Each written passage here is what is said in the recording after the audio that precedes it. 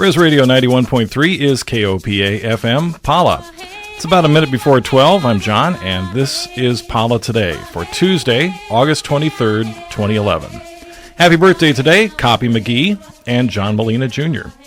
In our headlines, it was back to school in a lot of places yesterday, including Escondido Elementary and High Schools, as well as Palomar and Miracosta Colleges, where enrollment is up in spite of higher fees. Valley Center schools start on Thursday. Classes in the Bonsall and Fallbrook districts begin next Monday. It's also the day federal mediators have set for intensive talks to avoid a strike by supermarket workers at Albertsons, Ralph's, and Vons stores in Southern California. The union's 62,000 regional members voted overwhelmingly over the weekend to authorize a strike. Signs have been seen at local stores advertising for temporary help. An increasing number of non-union stores stand to gain if there is a strike. The last one in 2003 was a 141-day walkout that cost the big three chains $2 billion in sales and the loyalty of a lot of shoppers who switched to places like Walmart, Target, and Costco. At issue is health care. At Ralph's, workers hired before 2004 pay nothing for health insurance, while those hired later pay either $7 a week for single coverage or $15 a week for family coverage. The offer on the table raises that by $2 a week for singles and $8 a week for families. The union reports their members earn on average between $17,000 and $24,000 a year. Last week's chain reaction wreck on the 15 at Winchester Road underscores the need for improvements to the chronically congested part of the freeway just south of the 15-215 split. Temecula Public Works Director Greg Butler says $20 million in regional transportation money has been secured to begin work to widen the freeway and southbound Winchester off-ramp. The project will be sent to bid soon, and work could begin early next year. It's the first phase of the nearly $200 million French Valley Parkway project, which would include 2 new lanes on both sides of the freeway that would allow motorists on 215 access to Winchester Road without merging onto the 15. The bill that would prohibit construction of the proposed Liberty Quarry is being considered by the state's Senate Natural Resources and Water Committee today in Sacramento. State Assembly Bill 742 was authored by Assemblywoman Bonnie Lowenthal of Long Beach and is sponsored by the Pechanga Tribe. Live coverage of that meeting was heard earlier today on Res Radio 91.3. Proponents of the bill, those that oppose the quarry, who spoke at the hearing, included representatives of the Pechanga Tribe and the city of Temecula, and emphasized that legislation is needed to plug loopholes in existing law. Those who spoke against the bill included representatives of landowner Granite Construction, who claim they should have been informed of the sacred site claim before spending millions on environmental impact reports. Sparks from a welder's torch apparently started a brush fire west of Paris yesterday afternoon that consumed about 125 acres by late last night. Residents of several dozen homes were asked to evacuate. Firefighters said containment was expected by this morning. No structures were damaged. And a little over an hour ago, a 5.9 magnitude earthquake hit in Virginia, about 87 miles from Washington, D.C. The quake was also felt in New York and Massachusetts. At 3 minutes after the hour, here's National Native News. Native Voice One, the Native American radio service. This is National Native News. I'm Antonia Gonzalez. 2 state lawmakers are throwing their support behind a pair of Oklahoma tribes suing over water rights. As KGOU's Kurt Gortney reports, the legislators represent the tribe's area. The Choctaw and Chickasaw nations are asking a federal court to stop the sale or export of water from Sardis Lake in southeast Oklahoma unless they're part of any water rights agreement. The tribes filed the lawsuit late last week against Oklahoma Governor Mary Fallin, the state's Water Resources Board, and others. Fallin has said the lawsuit is not helpful to Oklahoma, but State Senator Susan Paddock, a Democrat, and State Representative Todd Thompson, a Republican, say the tribes have a right to be included in discussions over what happens to the water in the lake. Oklahoma law prohibits the sale of water outside the state, and Texas is suing to force its sale to its growing cities. Chickasaw Governor Bill Anatubby and Choctaw Nation Chief Gregory Pyle both say other governments ignored their tribes, so they had no choice but to sue. The tribes say the 1830 Treaty of Dancing Rabbit Creek gave them ownership of water rights in southeast Oklahoma in exchange for tribal lands in Mississippi. For National Native News, I'm Kurt Gortney in Norman, Oklahoma. The U.S. Department of Housing and Urban Development announces more than $15 million in awards to improve housing and spur economic development among tribes. Dareth Watchman-Moore, regional administrator with HUD, says 26 tribes or tribal communities in 10 states will receive the funding. She says tribes received 55% of the nearly $30 million from the Competitive Rural Innovation Fund to address rural housing problems nationwide. Because there's a no one-size-fit-all approach to strengthening rural communities and tribal communities, this funding is designed to be fairly flexible to address either housing or economic development needs or both. Watchman-Moore lists some examples, like an Alaska village receiving a grant to train a workforce in green energy for new construction. A nonprofit in California will use its funding to relocate surplus military housing to a Montana reservation. And a New Mexico housing authority is getting a grant to reduce dilapidated, overcrowded housing. Indian country, in terms of housing, there's a tremendous amount of need just because of the high poverty rate, the high unemployment rate. And so when I say high, we're talking 3 times more than the national average for poverty and or unemployment. And therefore, all of that goes hand in hand. So we're dealing with a significant issue of poverty and distressed housing conditions. HUD Secretary Sean Donovan made the major grant announcement today with tribal leaders in Albuquerque, New Mexico. The U.S. Environmental Protection Agency makes an agreement with the Department of the Interior to resolve violations of its schools in Indian country.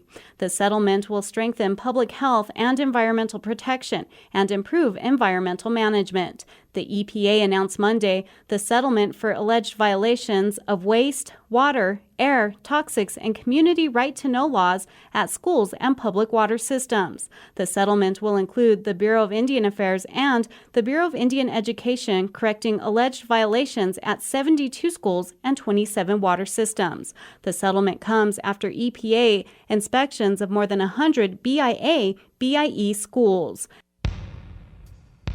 During this week in 1983, the Cook Inlet Tribal Council was established in Alaska. It provides social education and employment services to Alaska Natives and Native Americans living in the Cook Inlet region. This is National Native News. I'm Antonia Gonzalez.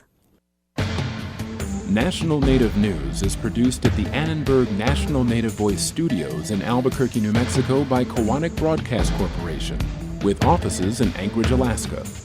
Funding is provided by the Corporation for Public Broadcasting, the Annenberg Foundation, and the Ford Foundation. If you are a Native American who experienced discrimination from the USDA while trying to get a farm loan, you could get a payment of up to $50,000 or more. There will be meetings in locations around the country between July and December 2011, where you can get free legal help filing a claim. More details and a full schedule of meetings is available at IndianFarmClass.com or 1-888-233-5506. With funding by the Washington, D.C., Albuquerque, and Alaska law firm of Sonosky, Chambers, Saxe, Anderson, Miller, and Munson. Native Voice One, the Native American radio service. At 8 minutes after the hour, this is Res Radio 91.3. You're listening to the Pala Today program. A look at traffic. No real problems to report right now. A little bit of slowing on the South 15, south of 76 heading up Shears Grade, and Highway 76 in the construction zone of Fallbrook and Bonsall. A little slow. All the freeways, 15, 215, and 78 moving well. This just in from the Middle East. Libyan rebels have stormed the seat of Gaddafi's power. Hundreds of Libyan rebels blasted through the green gates of Muammar Gaddafi's compound in Tripoli today after 5 hours of intense fighting outside. They beat and killed some of those who defended it, firing celebratory shots in the air and hauling off crates of weapons and trucks with guns mounted on the back. Some senior rebel leaders say one of the problems after this is all over with is going to be collecting those guns back from some of the younger members and getting things stabilized in the transition away from Gaddafi's regime. In sports, Major League Baseball, Padres and Angels had the day off yesterday. Dodgers came from behind in the ninth to beat the Cardinals 2-1 in St. Louis and pulling even with the Padres in the NL West. Same two teams play again this evening. Padres open a series in San Francisco. The Angels host the White Sox tonight. In the California League, the Storm beat Modesto on the road last night 5-3. Same two teams tonight. Elsinore's next home game Friday against Lancaster. In the NFL, Chargers' next game is at Arizona Saturday. As a result of the shootings at Candlestick Park during last Saturday's 49ers game, team officials say they'll strengthen security with zero tolerance for rowdy fan behavior and a ban on tailgate partying after the kickoff. Niners CEO Jed York says he will also recommend that the NFL cancel the annual preseason game with the Raiders indefinitely. Local high schools, varsity and JV football against Helix with Fallbrook at Fallbrook on August 26th. That's this Friday. Also this Friday, Valley Center has a scrimmage, varsity and JV scrimmage against Chula Vista at Valley Center High.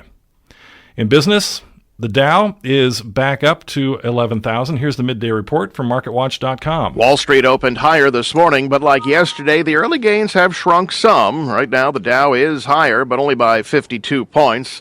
NASDAQ gaining 17, S&P rising 4. Traders are giving a thumbs up to some better manufacturing growth in China and have fingers crossed that Fed Chief Ben Bernanke will unveil a new round of economic stimulus this Friday when he speaks at a Fed conference in Jackson Hole, Wyoming. One bit of potentially market-moving news this morning, a look at new home sales for July. Now, Bank of America shares, they are down about 4%, trading around a one-year low. That, of course, weighing somewhat on the Dow. And Goldman Sachs, it's moving higher by 0.5%, recovering from a late slide yesterday. That after a report that Chief Executive Lloyd Blankfein has hired a lawyer to help handle a Justice Department probe into the bank's activities. I'm Steve Potusk from the newsroom at MarketWatch.com. And since that report was recorded, the Dow has increased quite a bit. It's now up 265 points. With a lot of people getting scared away from volatile stocks, one expert says they still have an important place in your retirement plans. Here's Adrian Mitchell. I spoke with MarketWatch personal finance editor Andrea Coombs, whose latest column runs under the headline, Why Stocks Will Save Your Retirement. I'm not trying to suggest you need to have 70% of your retirement savings in stocks. It's just that what you need is a very well-diversified portfolio, and that should include stocks. It should include U.S. stocks. It should include emerging markets. You need a well-diversified portfolio to overcome the risks that are out there, and it's not just market risk. There are other risks. So you need the potential for growth in stocks to really get you to where you need to be for your retirement. And I know a lot of people are afraid of stocks, and it's, the volatility is scary, and it's not going to go away. People need to brace for ongoing volatility, but over the long haul, you need a good mix of stocks and bonds and other investments, and I think you can't rule out stocks. And certainly, as you suggested, this doesn't mean that everything is going to be great from here on out. You're going to have to weather a bumpy ride, but that's how it always is. That's right. I mean, they are saying we did have some great decades in past years where volatility was relatively low, the 1990s, for instance, and the stock market grew rapidly. We've all heard about the lost decade, the 2000 to 2010 decade as a lost decade, although I can clarify it was not a lost decade for a lot of 401k savers. But going forward, the expectation is greater volatility, or along the lines of what we're seeing lately, and also lower growth for stocks. So it's not going to be 10% a year. It's going to be lower growth, but you still need to be somewhat in stocks to get some of that growth, and again, to protect your portfolio from some of the other risks that are out there. I think one of the scary things is if you read MarketWatch.com or if you listen to MarketWatch Radio, you hear lots and lots of people who are very well educated, very experienced, and very well paid for prognosticating. And it seems like a lot of times they don't even know, or agree at least, what's going on in the market. It almost seems like I'm just one little person. What am I supposed to do when I'm going up against professional investment firms with a bunch of highly paid people and a bunch of computer models and stuff like that? It's such a good question, and it's so true. It does feel a lot of times like it's rigged against us, that the system is rigged against the little guy, the regular guy who is not spending every day looking at the market and only notices the market when it's tanking. It does feel scary. It's scary, that prospect. But, even the big guys lose money in markets like we've seen. I mean, a lot of people, that's not necessarily what the little guy wants to hear, the regular investor like you and me, but everyone is trying to figure out where to go from here. When you look at where your retirement plan is headed, focus on those factors you can control. What people like me and other regular investors, people saving for retirement with a long-term outlook, really need to focus on what we can control. Okay, so again, we need a diversified portfolio. If your 401k doesn't offer you many options for diversification, if you don't have access, say, to Treasury inflation-protected securities or TIPS, if you don't have access to REITs, real estate investment trusts, then think about maximizing your 401k match and then investing through an IRA to get some greater diversification that way. Manage your portfolio across a couple of plans. It's a little more complicated, but you get the diversification there that everyone's always talking about. I mean, in some ways, the system is rigged against the 401k investor only in that 401ks are not ideal. They're good. They're a good start, but they don't have everything. So you might need to consider investing through through an IRA, say, or a Roth IRA to get at some of that diversity.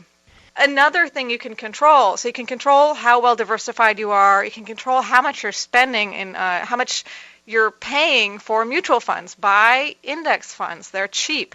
You can control your costs by looking at your 401k, looking at what the expense ratio is, and going for the cheap funds. And another thing you can control is rebalancing. You can't just set it and forget it. People say buy and hold is dead. Well, it's really never been buy and hold. You need to buy and manage, as one of my sources calls it. Buy and manage.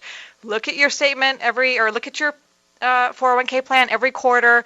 Make sure you've reached your asset allocation targets as you've set them.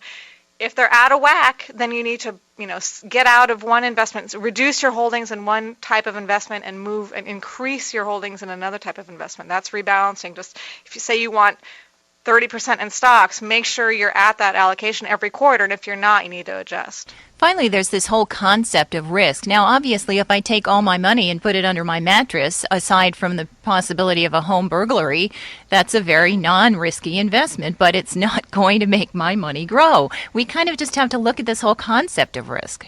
That's right. It's much easier, I think, to focus on market risk because there's a lot of news, there's a lot of headlines, you're always hearing about it, especially in volatile times like this. So stock market risk is just in our faces a lot more. You just think about it a lot more. But there are many other risks. Inflation is a huge risk for retirement savers. We want our money to outpace inflation, or if we're earning less than inflation, we're not going to do so well in retirement. Another hit is taxes. That 401k money we're saving, we're going to have to pay taxes on it eventually, and that's a big hit in retirement. So, people want to put their money under the mattress or in a CD, and there is certainty there in some sense, at least in the CD. Under your mattress, you also have to worry about fires.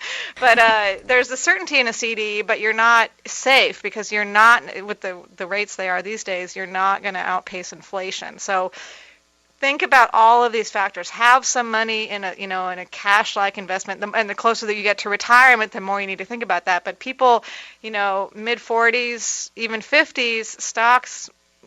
In my opinion, stocks are an important part of your investments to make sure your money outpaces some of the other risks. Read Andrea Coombs' column at MarketWatch.com. That's also where you'll find more podcasts on the radio page.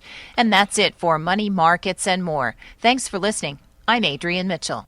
Gold is changing from safe haven to a risky investment, according to some financial experts. Tracy Jockey talks with one of them. John Nadler is a senior analyst at Kitco Metals Incorporated in Montreal. He tells my colleague Elisa Parenti that gold's buyers and their reasons for buying have changed over the past few years. We normally look at gold as a core long-term insurance position in a well-diversified portfolio, and the individual who places a small 6, 7, 8, perhaps as much as 10% maximum into a portfolio in the form of bullion allocation generally does so in order to not only diversify, but clearly to slightly enhance return and decrease volatility, which gold has proven it can do over the long term. Now, this is no longer quite the case, I'm afraid. Since the advent of the ultra-low interest rate environment after the crisis in 2008, a new type of participant has entered this market. I'm referring, of course, to the speculative funds, the hedge funds out there, many of which have amassed sizable quantities of gold positions, clearly with different objectives. And I would be probably a lot happier to see the gold market made up of retail individual investors in bulk plus pension funds and similar, all of whom are longer-term holders and much more loyal to gold than I think the funds might be once they hit a specific target. And I think everybody has a target in this game on the fund side. When funds do turn towards greener pastures that they see in other asset classes, the liquidations of gold that could come out of that type of event are sizable enough that I'm afraid the market may not be able to handle them except for clearing at a lower price. So it sounds like, everybody says, oh, gold is kind of the safe haven, but maybe not so much. Well, we've seen several instances where the dollar was, of course, regarded as an equally strong safe haven. And I would simply remind the audience that 2008 was a classic example of that. In the wake of the asset liquidation mania that followed, the Bear Stearns collapse throughout that summer, everything was being sold. Gold certainly lost a tremendous amount in percentage terms, falling from about 1020 to under 700 by late summer. But guess what was bought? The dollar. So counterintuitive, perhaps, but when the sky fell and push came to shove, the quest for liquidity certainly can and did entail the beleaguered and the maligned greenback. That has been on and off the same scenario during the current year when we saw tandem moves basically in the same direction in the yellow metal as well as in the dollar. So safe haven, I would say it has always had a safe haven component. I mean, we're talking about 6,000 years of pedigree here. But what is unfortunately, I think, being stripped away from gold because of the entree of speculative funds are some of the other classic attributes that it has, which is to mitigate potential losses in conventional assets, to slightly enhance return, and to decrease volatility. It has become volatile on its own because of the large amounts of money sloshing around in what gold market is, which is a very small one. It's 20 minutes after the hour. You're listening to Pala Today on Res Radio 91.3. We're getting reports now of the earthquake, which struck on the East Coast just before 11 o'clock, has been upgraded to a 5.9. It was about 87 miles from Washington, D.C. in the state of Virginia, felt all over the East Coast. And it is now reportedly also causing some connection problems for cell phone customers. Cell networks are being clogged by calls as a result of that earthquake. United Airlines is jumping on the iPad bandwagon for its pilots. Here's Take on Tech. United Continental has 11,000 pilots. It plans to equip those pilots with iPads by the end of the year. The iPads will replace paper flight manuals and navigational charts. And I'm joined by Christopher Hinton. He is MarketWatch.com's airlines reporter. Well, first of all, why would they want to get away from these flight manuals? Well, typically pilots carry about 35 pounds of paper each. In addition to that being a back-breaking weight for the pilots, it's also a lot of extra weight for the aircraft to carry. It burns up a lot of extra fuel. So switching to the iPads is going to save time for the pilots when they want to start looking through all those manuals and through the navigational maps. But it's also going to save the airlines money on gallons of fuel. 35 pounds per aircraft, or I guess maybe it's per pilot if the co-pilot has one too. Is that right? Really significant enough to really result in any kind of significant fuel savings? United Airlines seems to think it's going to save about 326,000 gallons a year. I saw similar numbers for that back with American Airlines when they announced in June that they were going to start testing this equipment. That's amazing. Well, why would they choose something like the iPad? Couldn't they just equip these pilots with, say, a laptop or something like that? Well, I think the nice thing about the iPad for the pilots is using it for navigational maps. There are already companies out there who are providing applications for aeronautical navigation, high-resolution maps that make it easier for the pilots. Plus, they have the touch screens, which allow them to move around the maps very quickly, similar more to what they were used to when they had paper maps. Do you foresee other airlines following these moves? Yeah, absolutely. A number of airlines have been looking at this. Alaska Airlines had switched all their pilots back at the beginning of the year to iPads, but they haven't used the navigational maps yet. It's just been for the flight manuals, which can be thousands of pages long. And then American has been testing, and United Airline has been a really significant move. 11,000 pilots is a big number, and I think we'll see European carriers and Asian carriers also follow this. Okay, thank you very much. All right, you're welcome. Christopher Hinton covers airlines for MarketWatch.com. I'm Tracy Junkie for Take on Tech. Toys R Us is looking to expand with superstores in several states, including California. Here are John Wardock and Steve Potisk. I really wasn't a Toys R Us kid. Steve, were you a Toys R Us kid? I don't think so. I might be a little too old to have been a Toys R Us kid, John, I think. Yeah. Toys R Us publicly traded from 1978 to 2005. Did you know that? I remember that. And it's funny because you and I have been doing business news long enough to remember when Toys R Us looks like it was on the way out. Remember that? Yeah, I do. And now it's back. Big time. It's very much back. Expanding, in fact, John. What the chain is looking to do is to open 21 brand new locations this year and revamp another 23. What they're looking at doing is having these superstore concepts, which sounds kind of familiar. Their big rival Walmart has superstores. Well, now they're going to have their own superstores, combining Toys R Us and Babies R Us under one roof. I've heard of Walmart, by the way. Yes, that's another chain we might have been familiar with. Yeah.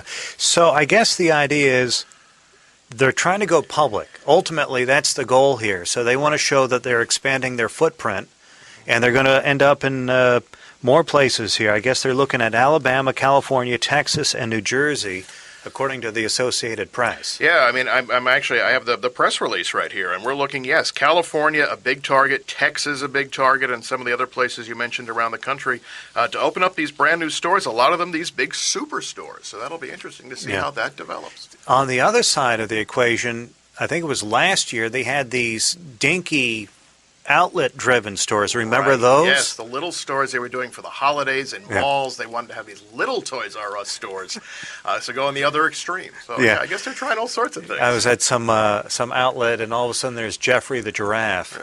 Yes, what are you doing here? Oh, yes, okay. It's not just big boxes anymore. Yeah. So what I remember about Toys R Us, the ads, like this. I don't want to grow up, 'cause baby, if I did, I couldn't be a Toys R Us kid.